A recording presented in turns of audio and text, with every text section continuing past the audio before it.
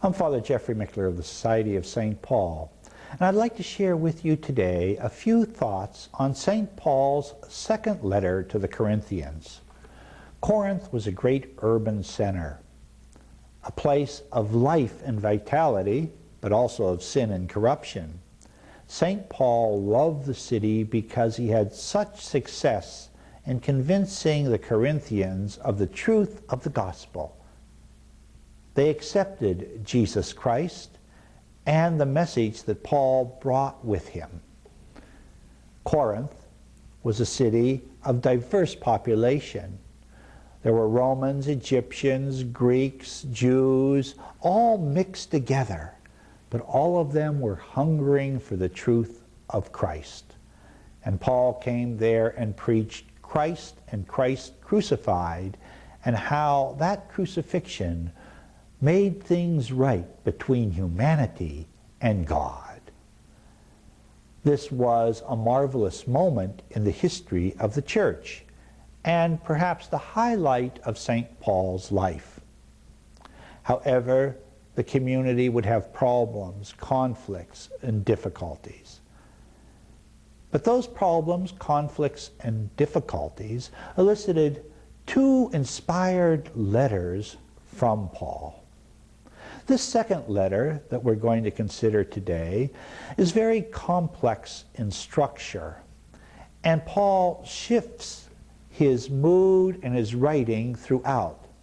Some have guessed that perhaps this was a compilation of at least two letters. But be that as it may, all scholars accept this letter as genuinely coming from Paul's hand. The letter begins with an ominous note that Paul was suffering, but he was joining his suffering to that of Christ and inviting the Corinthians, who had their own problems, their own difficulties, to take their suffering too as a way of making them virtuous and strong in the Lord. This second Corinthians letter has a great deal in it. In one way, he apologizes for having perhaps inadvertently hurt anyone because of a previous letter he had sent. But he wrote to them out of love, and if they needed scolding, he did it for their own good. And he begged them for their forgiveness if he caused anyone any harm. This is a revelation of Paul's own desire not only to do what's right, but to love and to be loved. In this letter, we see an appeal for funds, something that the church has done from time immemorial. But these funds were not to help him. He prided himself on being able to take care of himself through making tents and selling them. He himself did not wish to be a burden on anyone, but he knew the poor Christians in Jerusalem needed help. Now, Jerusalem was a marvelous city, a place where God had revealed himself in a special way over the centuries.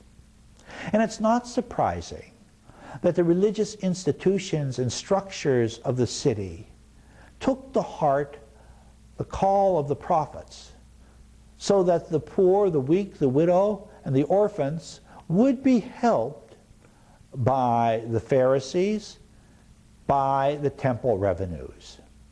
It's been estimated that perhaps 40 to 60% of the population in Jerusalem in the first century was receiving some sort of public support. Paul himself, as a young student, probably received support from the temple and the Pharisees so that he could pursue his studies under Gamaliel. However, there was a problem for the Christian poor. Once they withdrew from the synagogue and began to worship in their own way and followed their own path of accepting Jesus as the Messiah, Their poor were not eligible for the normal way of relieving the suffering of the Jewish poor in a city. So St. Paul took it upon himself to take up a collection from the various churches that he ministered to bring it to the poor of Jerusalem. The poor disciples, the poor saints, as he called them. And in doing this, he assured the Corinthians that they themselves would be blessed through being a blessing for others. In this letter, too, he reminds them of the importance of keeping non-believers at an arm's length.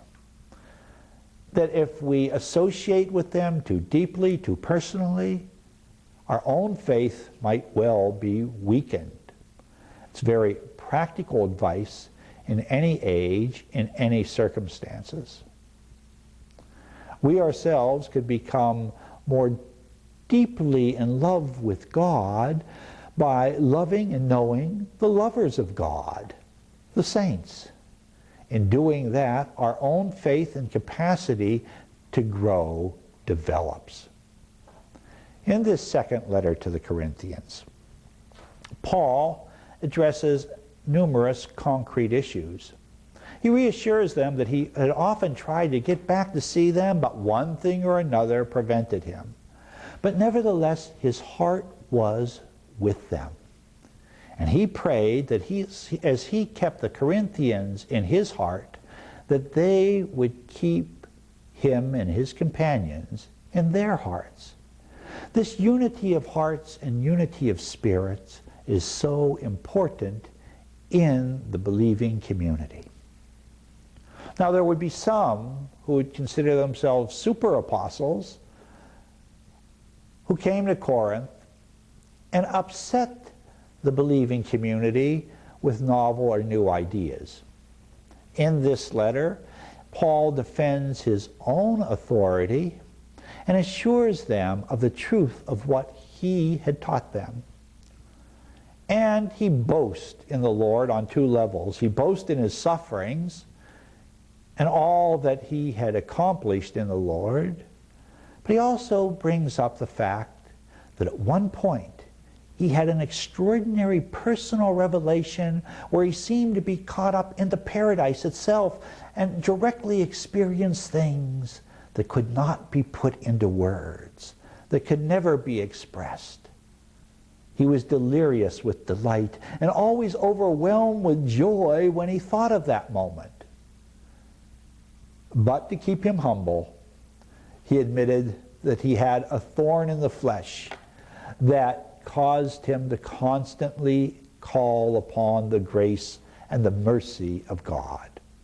Sometimes we tend to get discouraged because we'll have a predominant fault that year after year we pray about and it stays with us. And we wonder why.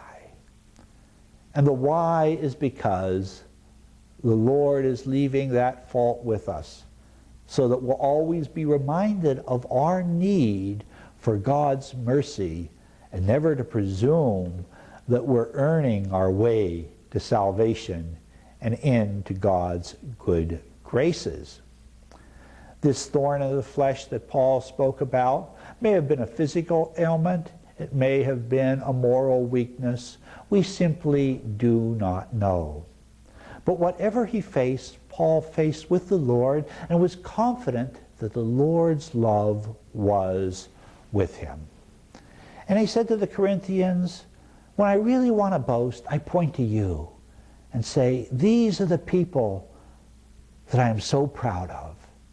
And he asked the Corinthians to say, when you want to boast, maybe you could boast about me and my companions who first brought you the good news. When we want something to be proud of in our lives, we should say to ourselves, not what has made us the most money or the most popular, but what has drawn us closer to the Lord of love. And when we boast in that, we'll have something truly to be proud of because it will have come from God himself.